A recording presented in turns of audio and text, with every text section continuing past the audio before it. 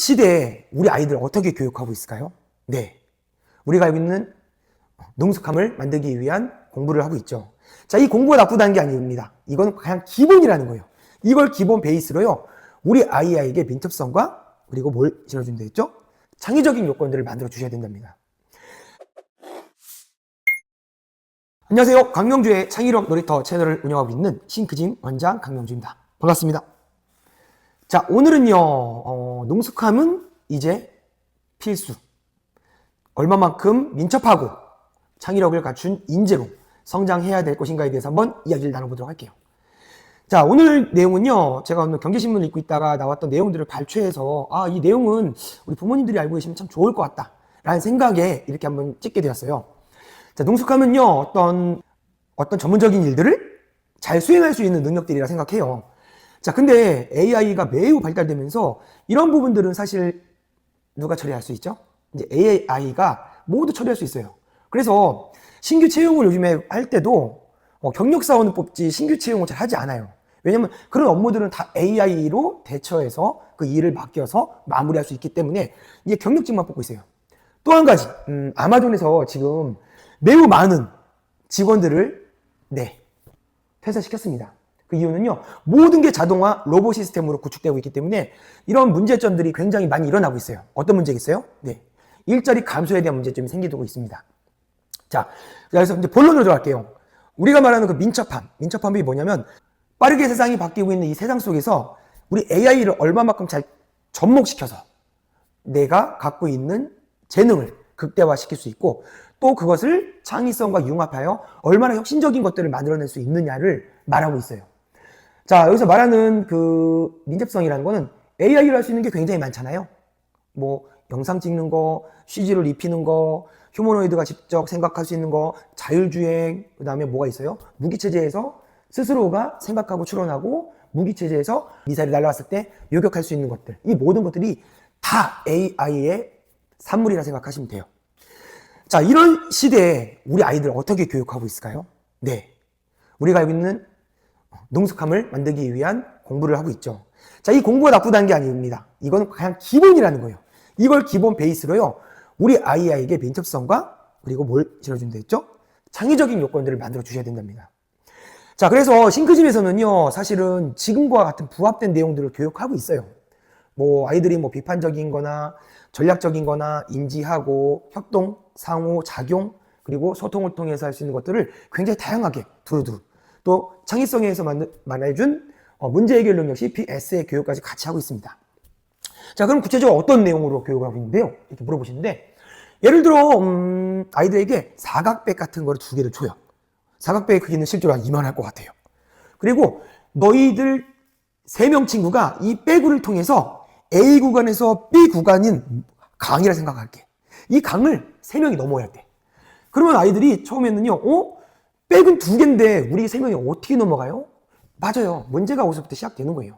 즉, 놀이로 접근해서 아이들이 호기심을 유도하고 동기를 유도해서 아이가 스스로 정답을 찾을 수 있게 친구들과 소통을 하고 문제점을 찾아요. 처음엔요, 혼자 낑낑낑 타고 가봐요. 2번째 친구들 똑같이 가죠. 3번째 친구 어떻게 되겠어요? 못 가요. 사실은 정답은 없어요. 3명 아이들이 어떠한 방법을 통해서 넘어간다면 그게 정답이 될 수 있거든요. 그러면서 아이들이 어떻게 찾냐면, 백이 하나 있고 백이 2개 있어요. 여기 물이고 넘겨주고 친구가 넘어오고 또 한 명의 친구가 넘어오죠. 그럼 2번째 백을 3번째 친구가 넘겨주고, 친구가 타면 다시 3명이 앉은 상태에서 이걸 당겨서 가고, 다시 또 1명 앉고 2명 앉고 3명 앉고 백을 당겨서 오고, 이와 같이 아이들이 직접적으로 창의적으로 만들어내요.